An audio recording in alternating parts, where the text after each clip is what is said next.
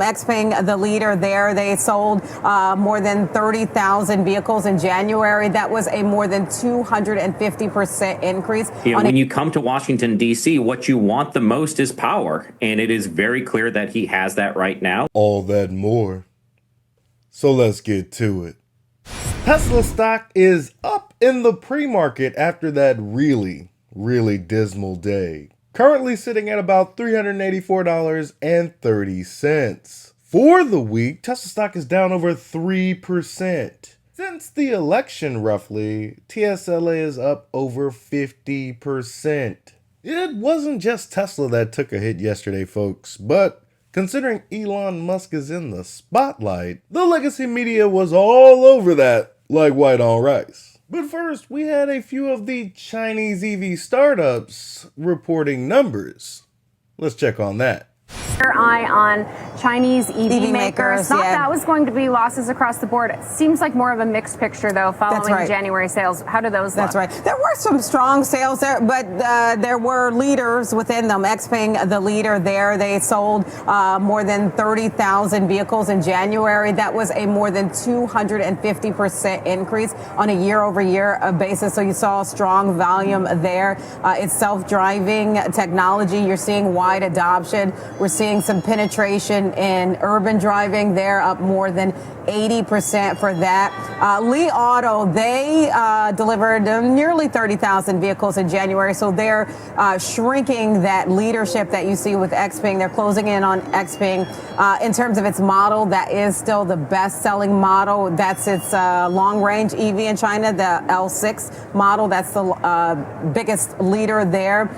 In terms of NIO, they are still seeing growth, but their volumes are not as strong when you compare them to, say, Li or to Xpeng. NIO, you saw them have an increase of less than 14,000 vehicles, more than 13,000 essentially in January. That was an increase on a year-over-year basis, but again, it's not keeping up with the leaders there. It was an increase of nearly 38%. I wish the startups here in the United States were looking like these EV startups. I've said it before and I'll say it again, ladies and gents.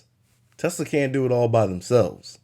We also have to take a look at Tesla when we talk about Chinese EV makers. We know China, a key competitor in terms of, these Chinese EV makers, competitor there. Tesla taking a hit today, likely because of tariff concerns. Exactly. And that's one of the concerns that's hitting the Chinese EV makers as well. The tariff concerns. We know that the Trump administration has now instituted this 10% tariff on China as well. So it remains to be seen on if there will be an increase in tariffs on China, because out the gate is a smaller tariff compared to, say, Canada or Mexico. So that is one of the kind of question marks that's hanging over this, and also how long these tariffs will be. Yeah, I saw Chrystia Freeland, Canada's former finance minister, say that Canada should target Tesla specifically, to really get back at Trump and his allies. So we'll see how that plays out. Target Elon Musk companies specifically. If that isn't some of the most emotionally stunted governing I've ever heard of, you might want to tread carefully before your politics endanger your job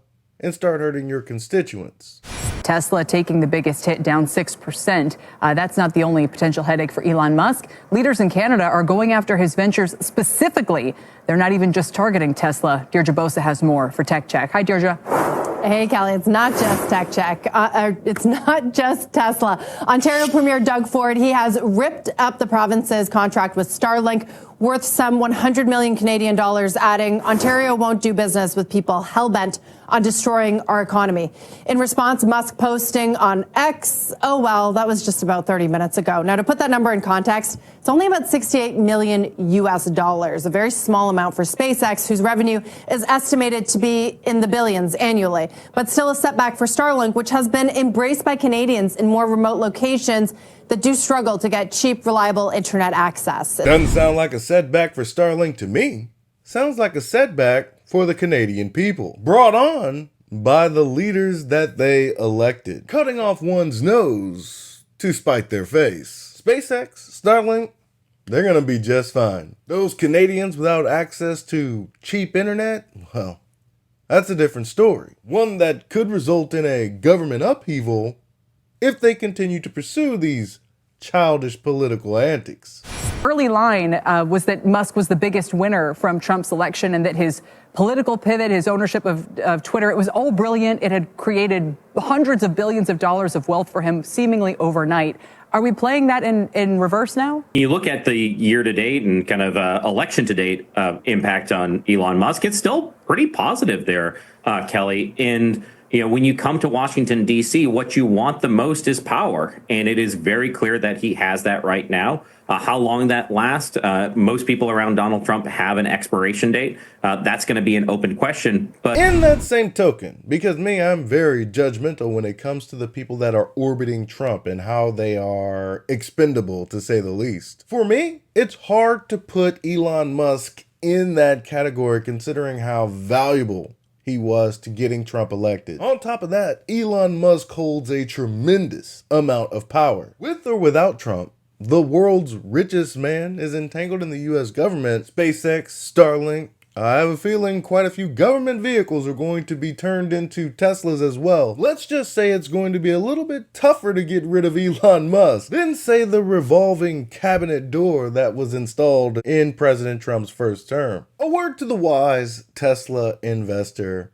this is going to be tumultuous. Wild swings, up or down, it doesn't really matter, as long as you have some conviction in your investment. Don't let the legacy media trick you into thinking that Elon Musk's current position with Doge, proximity to the president, the man is an international presence welcomed by most nation heads to conduct business within their borders. Let's not trick ourselves into thinking he just walked into power. Long term, Tesla will reveal their dominance in short order. Me personally, whatever happens in the media in these headlines today, no one's going to remember that 10 years from now. The only thing anyone's going to remember is how Elon Musk strategically aligned himself with the most powerful man in the world, the President of the United States, during a time of incredible volatility, on the precipice of the birth of artificial general intelligence. Needless to say,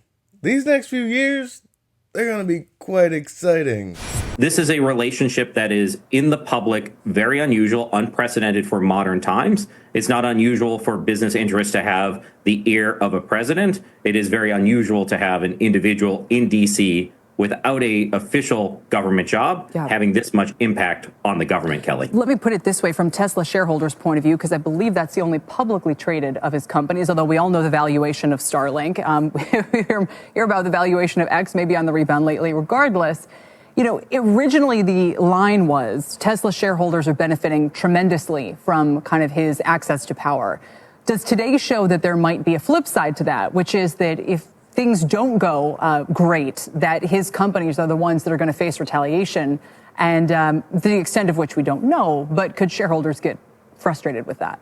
Oh, absolutely, Kelly. I do think when you look at this, it's exceptionally unusual that you have the President of the United States, you have Elon Musk, both having publicly traded companies that can be specifically targeted as it relates to Elon Musk. You have the story about Starlink in Ottawa, but also if there are direct tariffs, I don't think that matters as much to Elon as it would to a shareholder. Elon certainly has kind of shrugged off in the oh well response to the SpaceLink kind of contract being canceled. That's just kind of how he does business. You know, his wealth is so vast, kind of what would be painful to a Tesla shareholder, while there's pain for Elon, it's not the same level of pain that you would see. In conclusion, if you're finding being a Tesla investor is more stressful than you'd like, that's all right. That's okay.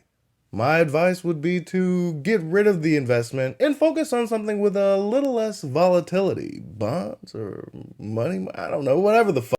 No need to invest in the most valuable company in a decade's time if it's going to give you a heart attack in the process. But if you have the fortitude to withstand all of the volatility that TSLA has to offer, a 6% crash should be music to your ears, as it will allow you to accumulate more shares on the cheap. That's all I've got for you today. Be easy. Peace.